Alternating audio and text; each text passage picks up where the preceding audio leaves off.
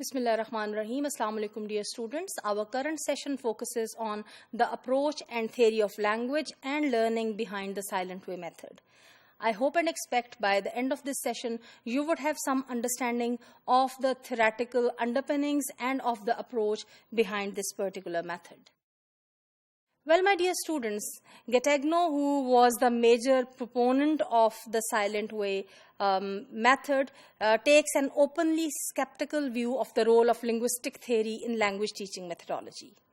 He feels that linguistic studies may be specialization that carry with them a narrow opening of one's sensitivity and perhaps serve very little towards the broad end in mind. So this is mainly the criticism that he has on the linguistic theories and linguistic studies. According to him, importance of grasping the spirit of language is important and not just its component forms.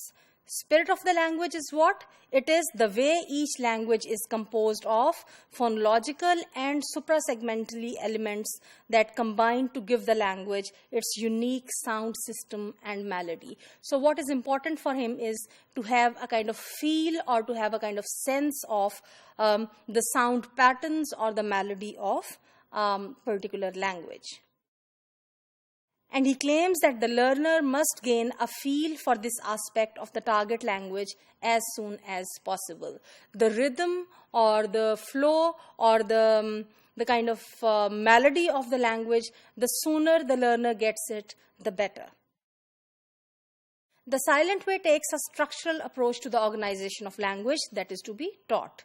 So the sentence is the basic unit of teaching, and the teacher focuses on the propositional meaning rather than on the communicative value of the sentence. Basically, in the silent way method, students are presented with the structural patterns of the target language, and they learn the grammar rules of the language through largely inductive processes. At no point explicitly the rules are taught. In fact, my dear students, Getagno sees vocabulary as a central dimension of language learning and the choice of vocabulary as crucial. So the most important vocabulary for the learner deals with the most functional and versatile words of the language. Now here are two important things, the most functional and the most versatile. Most functional in the sense that whatsoever is the context, whatsoever is the socio-cultural background, whatsoever is the real life setting of the learners of the target language, which words are to be used the most, which are the functional words that are required for communication in that context, and which words are more versatile, which can be more frequently used for more communication, I would say. So according to him, many of which may not have direct equivalents in the learner's native language. This functional vocabulary, according to him, provides a key to comprehending the spirit of the language or the essence of the language. He recommends that the learner needs to return to the state of mind that characterizes a baby's learning. What does it mean? To surrender. So the learner, according to him, should completely surrender to the learning process.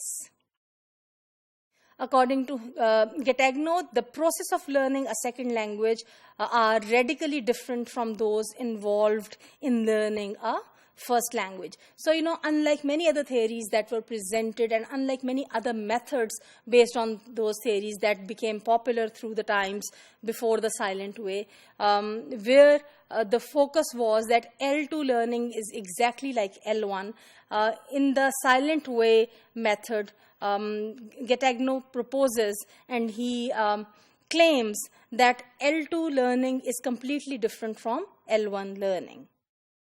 According to him, the second language learner is unlike the first language learner and cannot learn another language in the same way because of what he now knows. Why? Because the learner already knows a language. So, this bilinguality plays its vital role, and according to him, it's not possible for the learner to learn L2 in the same way or on the same pattern. The natural or direct approaches to acquiring a second language are according to him, thus misguided, and a successful second learning approach will replace our natural approach by one that is very artificial and for some purposes strictly controlled. So what he proposes, one, that no natural approach can work for L2 learning because L2 learning is different from L1 learning. Secondly, as opposed to a natural approach, an artificial approach and a very strictly controlled approach is required.